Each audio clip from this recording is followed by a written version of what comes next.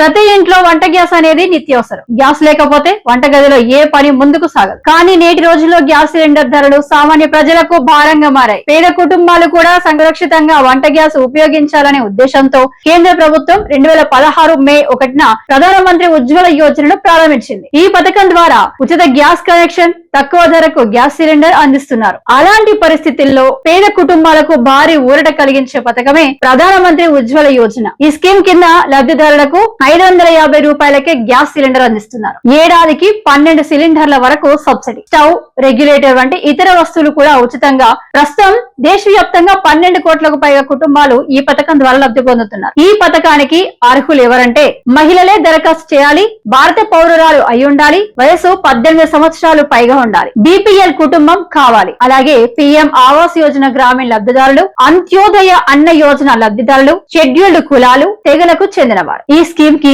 అర్హులు.